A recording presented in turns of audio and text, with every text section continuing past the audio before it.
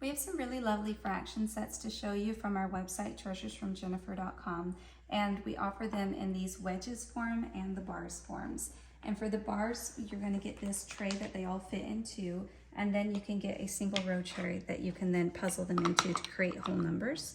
And with the wedges, you'll get this circle so that you can create whole numbers in it as well by putting in different groups of numbers such as 2/3, a quarter, and a twelfth make one whole. When you're using these pieces, you can use them like fractions, or you can turn it to do a bar chart if you want to show different numbers to chart out some kind of story that you're talking about, and the same thing as a pie chart with the wedges.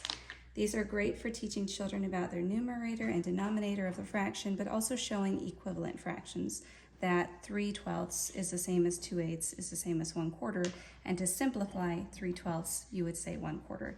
And then with the wedges, you stack them up like this to see that 4/8 is 2/4, which is 1/2.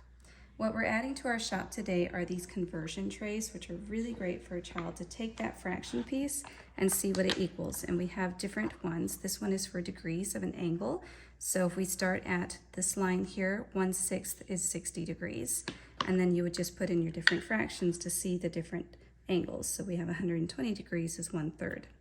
We also offer these for decimals, so you can convert into decimals. So 1/5 is 0.2.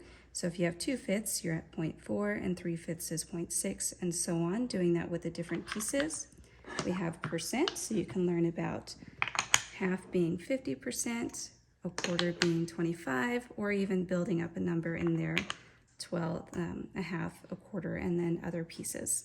And then the final one for the wedges is the clock. So you can talk about a quarter after being 15 minutes, or using a third to show that 20 minutes, and that you've got 3/3 to make an hour, and that would be the other 20 minutes. And we have 1/4 and half past on there as well.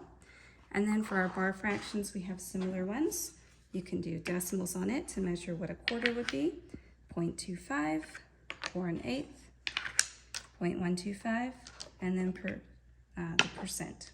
You can do maybe what 2/8 or even 3/8 would be converted into 37.5%.